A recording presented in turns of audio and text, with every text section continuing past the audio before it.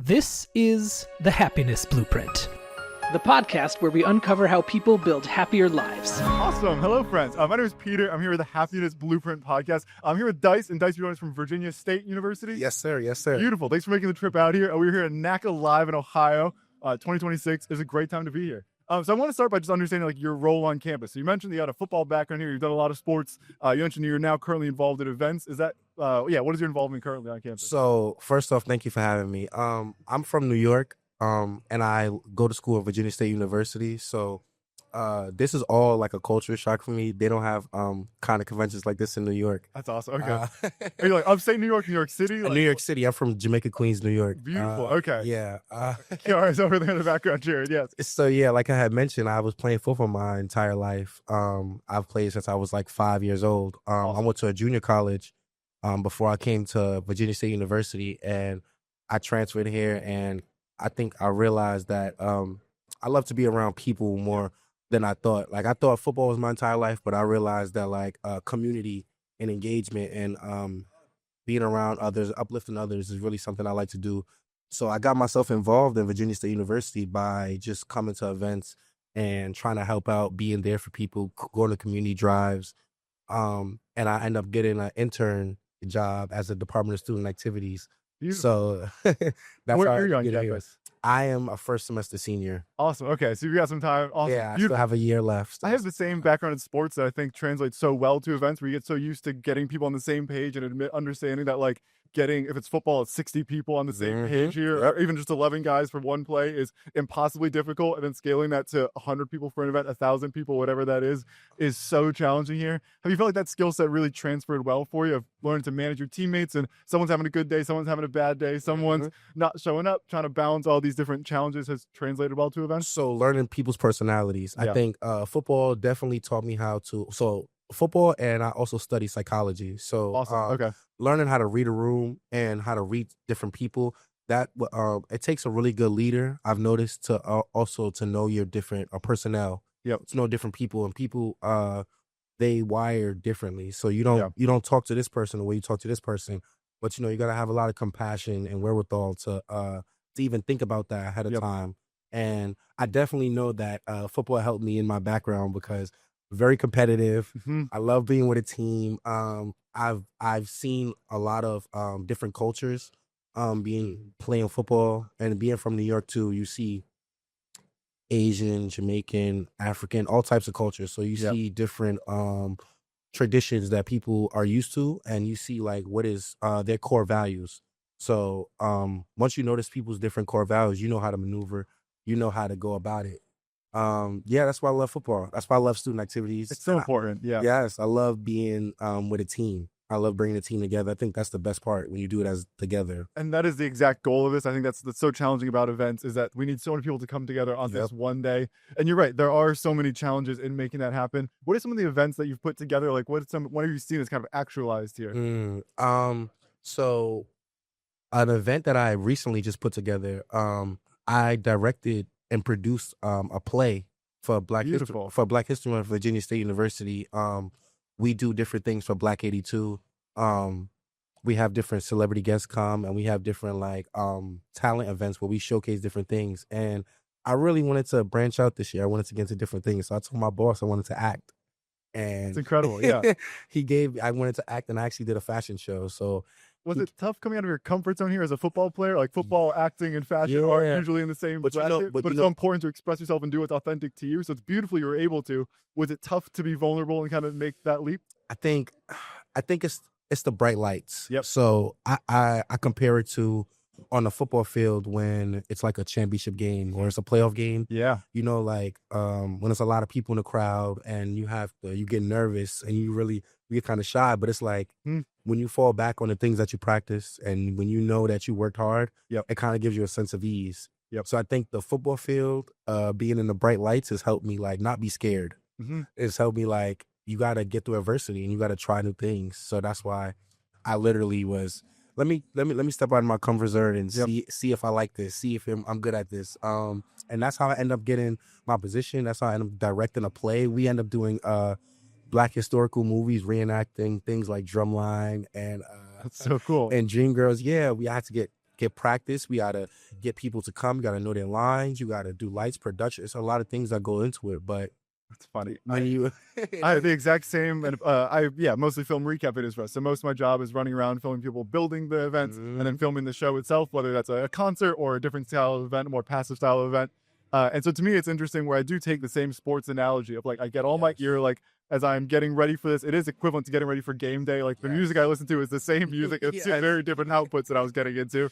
But it is the same thing. And you're right. There is the thing you have to fall back on experience of like, I don't know what today's going to hold for me, right? Like in the context of a recap video, it's like, I don't know how this is going to go. Is it going to rain today? Is that going to totally change how I use my camera and my microphones? Is it going to be 1,000 degrees and now people are upset and don't want to be on camera? Like, what are all these variables that I can't begin to plan for? And I have to just trust that I've filmed enough videos, I've done this enough times that whatever happens, I will adapt.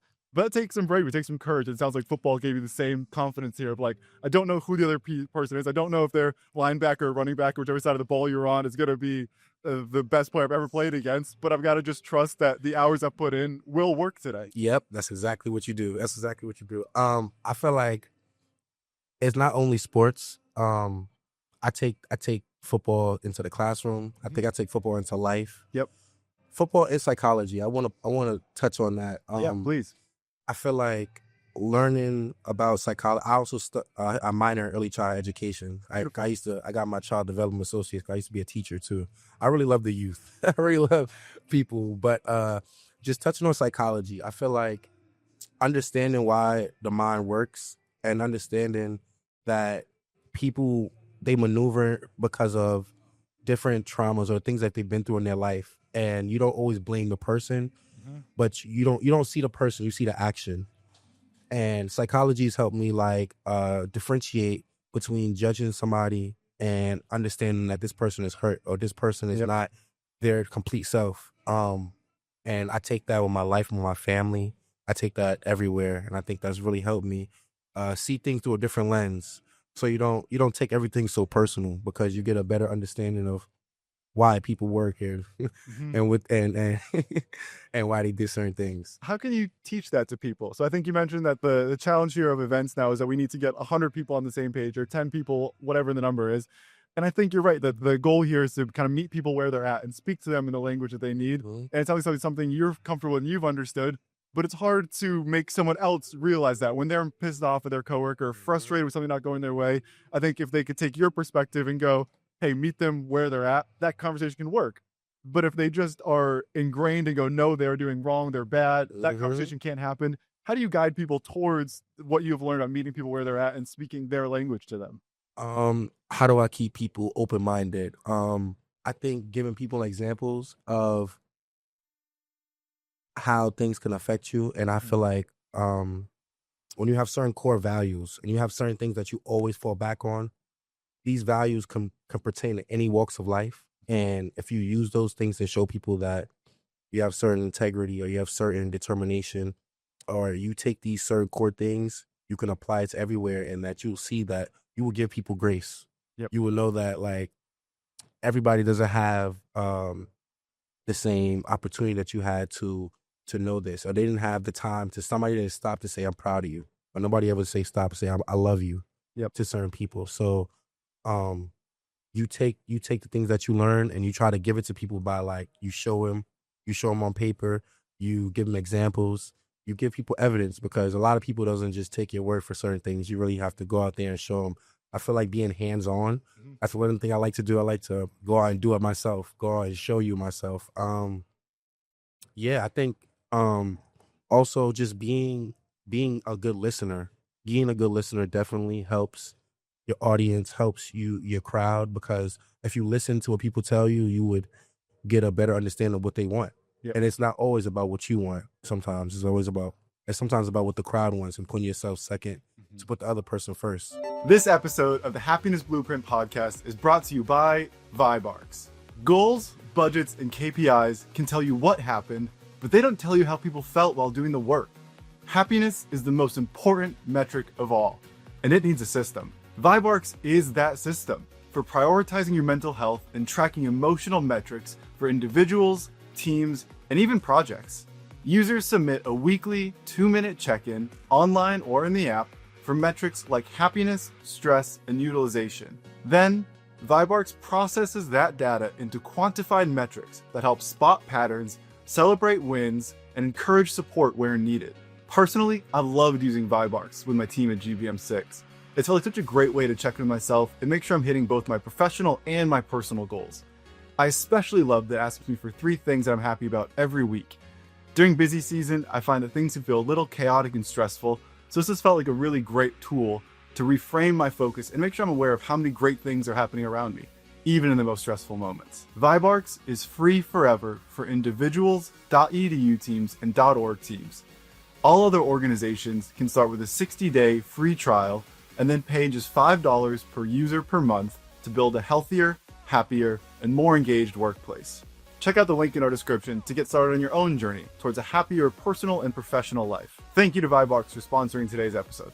All right, back to the show. I think you're spot on there. Is there a time that comes to mind, and we can be vague, of course, we don't want to throw someone under the bus here where they were the squeaky wheel on the team, but is there a time that comes to mind as you reflect on projects you've been a part of or teams you've been a part of where you're able to actualize these skills? Like there is a situation that comes to mind that you could share with us of like a real world example where this happened? And again, we can be vague with the names. I don't need you to shout someone out and say this person really. I don't want to upset anybody's personal business. Yeah, we're not gonna do it get personal. But is there a time we can share in general terms that you could help me understand that maybe a coworker is having a tough time with a certain thing that you were able to help guide them through?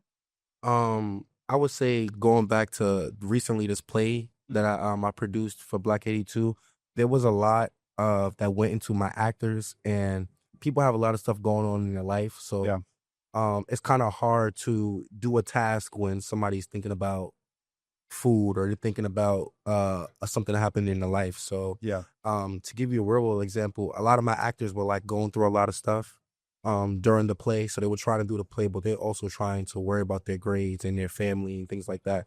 So I kind of noticed my actors being a little off, and I just took them to the side to have that one-on-one conversation. We talked, we contemplated, we prayed together.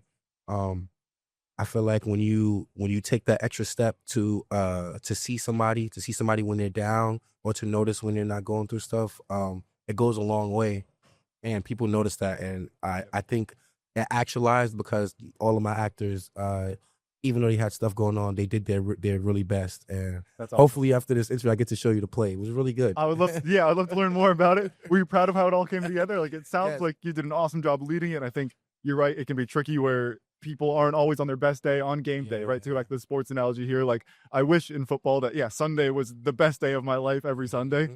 But oftentimes it's not. Sometimes the day before, something happened or there's been a longer term problem here, whether that's, a relationship thing or even a food thing you mentioned, like the more base level human needs can be challenged at times. And that certainly complicates how this happens when we get to event day, game day, play day, whatever the Super Bowl of this occasion is. And that goes back to knowing your personnel, knowing your people. So you know when somebody's down, how they act, you know how they react to things, how you talk to them. So that you don't want to blow things out of proportion. But I was really proud of the play. Beautiful. It takes a lot when you're directing something, when you're in charge of something, it takes a lot to put your idea into fruition. It takes a lot to be committed. I think I learned that a lot in this event recently that I've done. It came out really well, but it was really nervous because I didn't know if it was going to go the right way because, like I said, practice people were doing a lot of other stuff. Lights and production team, I just met them the day of, and I was learning these microphone things and have certain kickbacks, and I was learning about the lights, spotlight the day of. So it was really nerve-wracking. But you feel a real sense of self-actualization when something comes together because you did it all yourself, and not nobody helped you, but you had a lot of people, you had a lot of team to help you, but at the end of the day, it was your idea and you got it done. It's easy to have ideas, it's easy to say you want to do stuff, but it's also hard to put those things into fruition and to actually do it. So that's one thing I learned is just the ins and outs of creating an event and going through with it. Absolutely. That's beautiful. And I think you're right. And I think again, just to keep hammering the football analogy here, it's like that's where the quarterback gets so much credit, right? Yeah. He gets nothing if the running back doesn't, do what he needs to do if the line doesn't block for him, which we saw in the Super Bowl as a New England. We're having a tough time with that recently. Yeah. See, I didn't talk about football yet because I didn't say how about them Cowboys yet. Yes. We have a Giants fan hanging out over here who would love to talk about them. I feel bad for you too. But yeah, it's tough. As we wrap up here, there's a couple of things we like to touch on here. One of them is advice that we would give our past self. So I think there's so much of this that we have learned now that seems second nature to us, or as I'm filming recap video, there's so many things that feel like they are common sense, and they are not common sense. They're common sense because I've done it 1,000 times. And so now it feels like it's something that I would know, but certainly if I could have gone back to the version of me 10 years ago, first getting my camera, it could really, help that process and save him 6 months of headaches and stress. Good. What's something that would have saved you 6 months of headache and stress in the past that if you could go back and communicate to your past self? If I could go back and communicate to my past self, that would save me some time and save me a lot of headaches. I would tell myself that everybody is not you, and you can't expect everybody to do things that just like how you do it. I would say that everybody doesn't deserve your energy, and that if you know that you're a good person, you know that you want to be there for people, you got to also know, you got to have good discernment and to know who's there for you, who's truly there for you, who's using you. When you're just a giver and you're such a person that wants to give back to people, it's easy for people to just take from you. Yeah. So you have to just know how to be inclusive and know how to protect your energy, to use it for the right things. So you don't want to use your energy for the wrong things. Which is so tough as a leader, where you mentioned put this play on where it's like you want to give everyone your time and you need to give everyone your time, but you can't give everyone your time. You don't have enough time to give every single person every single ounce of it. So you're right that it's about knowing which particular piece of the puzzle needs your attention the most, and also how to give that without burning your flame out, right? Because if you are depleted and you have nothing left to give, then you have nothing left to give. And this whole operation that needs a leader suddenly has no leader. Because the leader's burnt out. That comes with experience, though. It comes with going through it to know how to not burn yourself out and know how to give your energy to certain things. Because like you said, when you're a leader, people are looking at you. Mm-hmm. And when you set that example, people looking at you, even on your bad days, they're still looking at you. Yeah. So you got to just know how to even on your bad days, still give out your best foot forward. Mm-hmm. So I would say that, because I noticed that I attract a certain level of attention. And then when I'm not my best self, I don't kind of want the attention, but I already set it up. I set the plate up, so I can't run from it. Yep. You got 20 whatever years of earning that attention, and then all of a sudden one day you decide you don't want it. It's tough to go against it. Go back up. That's tough. Yeah. Do you feel like you were successful with that in the play of guarding your energy? So you got to the finish line, you got to the performance day, and you were able to give it your best, or whatever the best of what you had on that day? Yeah. I think one thing I learned, I would say about the play, I'm a person that likes to do things on their self, everything themselves, because it's hard to trust people. That's me. With certain jobs, but you also will drive yourself crazy. That's also doing all the jobs, sir. Yep. So I noticed that I just got to get a little better with delegating, trusting people to do certain jobs. You can't always do it yourself, because you don't have the best product. Yep. And the best product, sometimes you got to have a good team. So you just got to get better at knowing who to trust on your team. And also you limit yourself by doing it all yourself, right? Once you can delegate and give someone, okay, you're going to handle the lighting. All of a sudden your brain is free to not worry about it. And the lighting, the first time they do it, might not be how you would like it done, but by the 10th time, they're going to be exceeding out because they'll put all their energy into that. And suddenly you've made this whole thing better by taking a 10% blow for whatever, the short term, and the long term, this whole thing can thrive and grow. And I think that's a beautiful lesson that certainly I am every day challenging myself to learn. Don't get angry when he mess up the first time and take him off. That's what you got to do. Yep. You are absolutely right here. Beautiful. I've loved hearing your story here. The one place we like to wrap up on here is the motto of our team is that it's about making people happy. So I'd love to know what makes you happy outside of this. We've talked a lot about the events, the plays. We talked about football here. What's something outside of all this that makes you happy? Something that's, a little hobby. It could be a happy place that you go to, an activity, a hobby. What's something that makes you happy? Ooh, the Cowboys winning the championship would definitely make me happy. That feels idealistic, but I don't know if it's realistic. Okay, let me get serious. Let's get serious. Let's get serious. I think Hey, for your sake, I'm hoping they do as well, but you wouldn't have had too much happiness. See, I don't like all this laughing with the Cowboys stuff. We need to get serious. Tell Jerry Jones that, but whatever.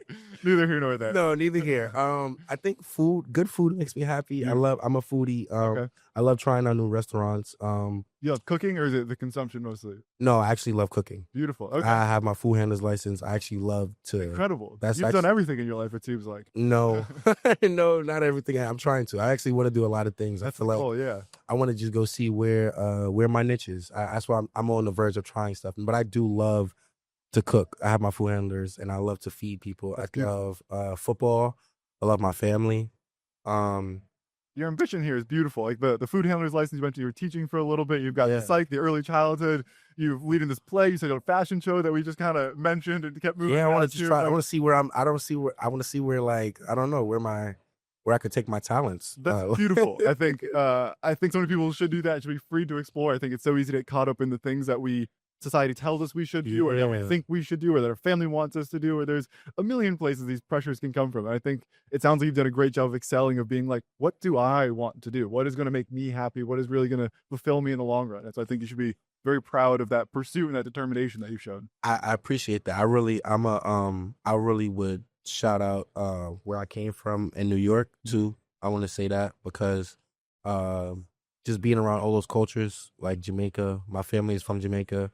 And just seeing all those people in New York, you don't really get to see things like this. You don't get to experience conventions like these, or go to HBCU and be an intern for student activities. So I took where I grew up, and I made sure that when I came out here, I was gonna make the most, and I was gonna try new stuff. So I would just say my advice to anybody else: just try new things, because you never know what you might like. Beautiful. Thank you so much, dude. I appreciate your time here. Thank you. Please go enjoy the rest of the conference here. We got a couple more days to look forward to, and we're only scratching the surface of it all. So thank you for your time. I need to get this. This might be good. We absolutely will. Yes, we'll go through all that as we wrap up here. But yes, thank you for your time. I appreciate you, man. Thank you. Beautiful. Thank you, guys. Thanks for listening to The Happiness Blueprint. Powered by GBM6. It's about making people happy.